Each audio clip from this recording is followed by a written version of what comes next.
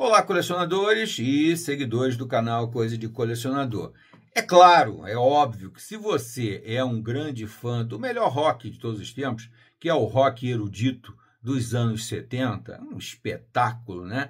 Mais de 20 bandas extraordinárias que marcaram época e que eu sempre indico para a garotada mais nova, o pessoal aí tudo abaixo dos 40 anos, para ouvir, porque agora, gente, é tão fácil a gente ouvir isso, né? Você digita lá no teu Spotify, no teu YouTube e você vai conhecer alguma coisa que você não teve oportunidade de ouvir, né? Porque às vezes o seu pai não te indicou, a sua mãe não te indicou, né? Ou o seu avô, né? E aí você perde a oportunidade de conhecer uma música que se iguala ao melhor da música mais erudita, aquela música, né, dos grandes clássicos, Beethoven, Bach, Chopin, Tchaikovsky, Mussorgsky, sei lá, Brahms, tem um monte de gente boa daquela época. E nos anos 70 surgiram alguns talentos do mesmo nível. E um desses grandes talentos do mesmo nível é um dos meus ídolos, dos pouquíssimos ídolos que eu tenho, que é o mestre Rick Wakeman. E eu já gravei vários vídeos dele, mostrando várias edições, aquela coisa toda.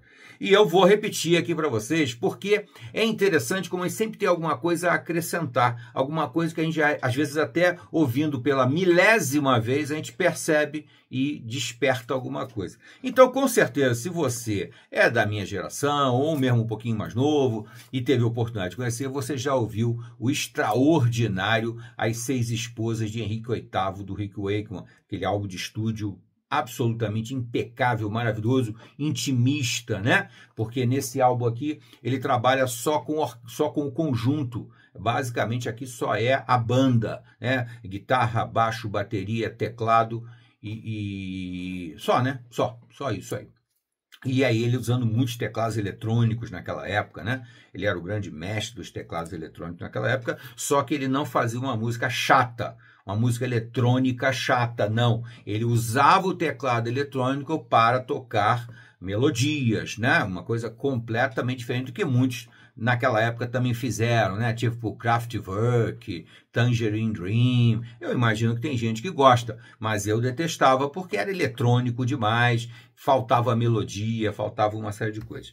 Depois desse álbum, você com certeza ouviu o Viagem ao Centro da Terra, pura erudição, erudição nos temas, erudição nas composições, erudição nos arranjos. E aqui tem mais erudição do que você saber a história das seis esposas do Henrique VIII, tem mais erudição, mais cultura do que você ouvir o famoso livro musicado, né? O famoso livro Viagem na Terra do Júlio Verne. Por causa desse livro eu fui ler, por causa desse disco eu fui ler o livro, né? Depois li vários livros do Júlio Verne. E finalmente, para fechar aquela trilogia mais famosa, não vou dizer que são todos os álbuns bons não, tá? Tem mais, mas a trilogia mais famosa fecha com Mitos e Lendas do Rei Arthur e dos Cavaleiros da Távola Redonda. Agora, o problema é que o Rick Wakeman é um músico de um talento descomunal. Então, ele nunca se satisfaz em tocar ao vivo o mesmo que ele toca no estúdio. E mesmo quando ele regravou esses três álbuns aqui, porque esses três álbuns ganharam depois versões estendidas. E não é versão estendida de estúdio, que você bota outras músicas que foram gravadas na época, ou outras versões das mesmas músicas, apenas para acrescentar no álbum. Não, ele revisitou essas três obras-primas e ampliou.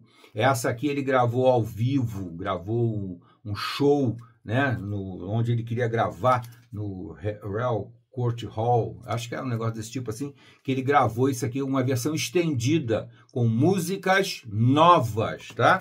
A mesma coisa ele fez em 2010 com o Viagem na Terra, que ele gravou um Viagem na Terra estendido, que de 4 músicas virou 10 músicas, ou 12 músicas, agora de cabeça não vou lembrar.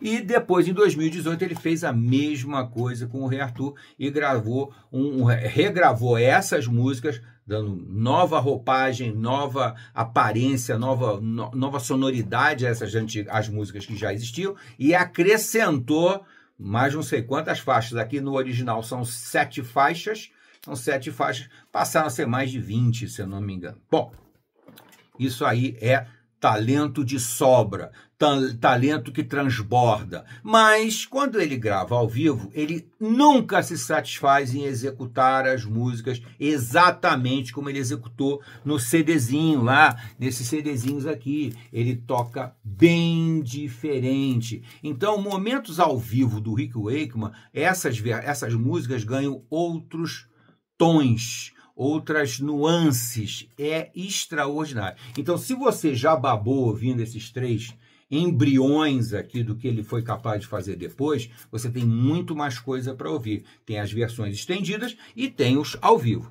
E o Rick Wakeman não tinha, por incrível que pareça, ele não tinha um álbum ao vivo que eu considerasse realmente bom em vários sentidos. Primeiro mas ele é sempre muito bom. Mas em termos de gravação, de captação de som, de mixagem, de edição, não tinha nada muito bom. Existem 3 CDzinhos, que o mais antigo, se eu não me engano, esse aqui, que é da primeira fase, Rick Wakeman in Concert, ele com esse visual daquela época, dos anos 70, que a gravação é bem fraquinha.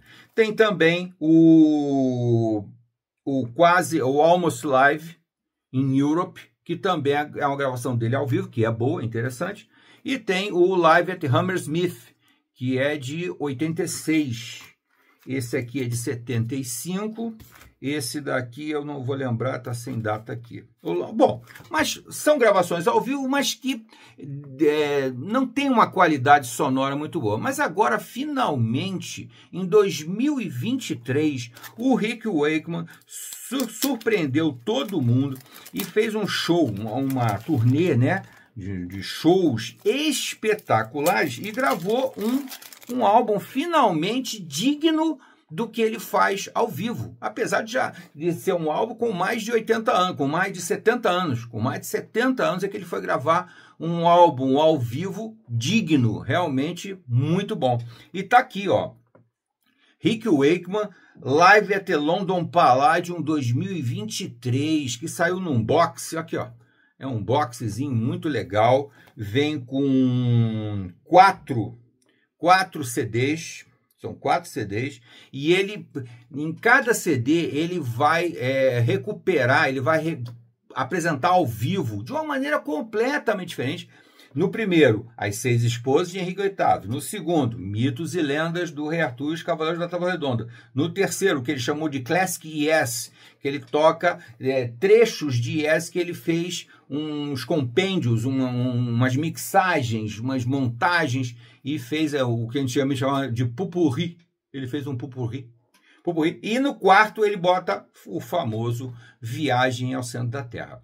Mas gente, é completamente diferente a experiência sonora dos 3 álbuns originais, desses 3 ao vivo aqui meio tosquinhos, e mesmo das versões estendidas, que eu não trouxe aqui, mas são muito boas também, são excelentes, mas são gravadas basicamente em estúdio. Aqui ele gravou ao vivo com tudo que tem direito, com coral, com orquestra, com banda, com narrador, e aqui, além dele reinterpretar, dele fazer arranjos completamente diferentes para essas músicas já bastante conhecidas, ele ainda botou um vocal feminino. Tá? Não é o Ashley Holt, que aliás eu adoro, né? Eu adoro a voz do Ashley Holt, mas aqui é um vocal feminino, é a Hayley Sanderson. A Hayley Sanderson reinterpretando esses grandes clássicos do Rick Wakeman, do melhor do rock erudito, tá aqui, gente. É espetacular esse álbum aqui. Se você não é colecionador, ouça no seu Spotify, no seu YouTube Music, que você vai adorar. Olha aqui, ó. Ele vem com os 4 CDs, ainda vem com um encartezinho aqui, que é bem legal, aqui com a foto de todo mundo. Inclusive o mestre aí no meio, bem gordinho, bem vovô, tá com 73 anos, se eu não me engano, 74, por aí. E, gente, isso aqui é uma experiência completamente diferente do que você teve até hoje ouvindo esses 3 álbuns clássicos aqui ou as suas versões estendidas. Tá bom, gente? Fica aqui essa dica do canal Coisa de Colecionador. Chegou até aqui? Deixa o gostei ou não gostei. e não deixe de se inscrever no canal. Até a próxima.